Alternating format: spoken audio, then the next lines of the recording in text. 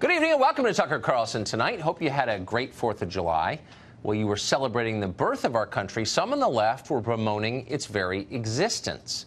Vox.com commemorated Independence Day with a piece entitled, "3 Reasons the American Revolution Was a Mistake."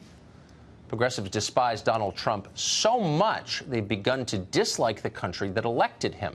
Hate has clouded their vision and distorted their values completely. For generations, for example, liberals championed free speech and privacy and due process. Now they lead the charge against civil liberties and all who dare to defend them. Alan Dershowitz has been a liberal icon for 50 years, a stalwart defender of civil liberties. Just this morning, he was denounced by the left as an agent of the Kremlin, of Vladimir Putin himself. His crime? Suggesting that the president might also be protected by the Bill of Rights, just like everybody else. Not allowed. Professor Dershowitz joins us in just a minute to explain what happened to him.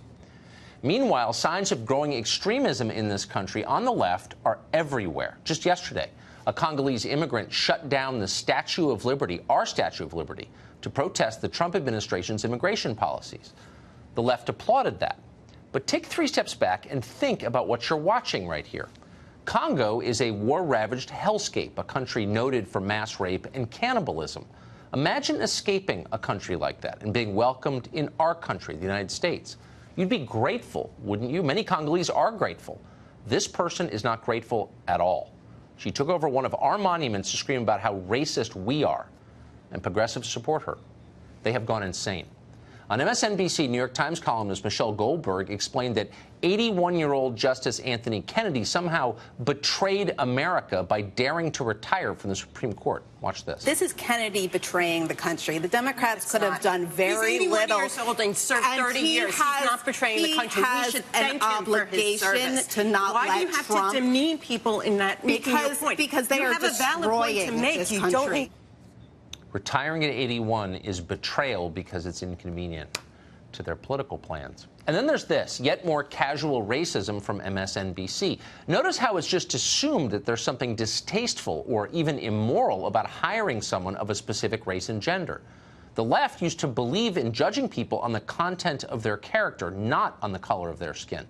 That seems like ancient history now. Watch. For the president, it's going to be all about the personal connection, who he feels comfortable with in the moment. So you're saying he's going to pick the man, the white man.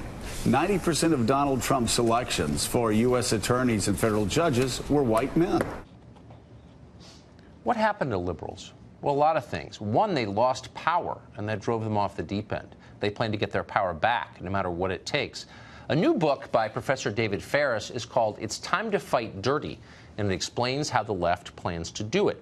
Here's the summary of the book from Politico. Quote, grant statehood to D.C. and Puerto Rico and break California into 7 with the goal of adding 16 new Democrats to the Senate. Expand the Supreme Court and the federal courts, packing them with liberal judges. Move to multi-member House districts to roll back the effects of partisan gerrymandering. Pass a new Voting Rights Act, including nationwide automatic voter registration, felon enfranchisement, and an end to voter ID laws. Grant citizenship to millions of undocumented immigrants, creating a host of new Democratic-leaning voters. As Ferris puts it in the book, quote, Republicans have always feared that immigration would change the character of American society. Democrats should reward them with their very worst nightmare. Remember that paragraph. It is the blueprint for what we're about to see. They're going to tell you it's about civil rights or some other principle they pretend to care about, but they're lying. It's about seizing power and holding it.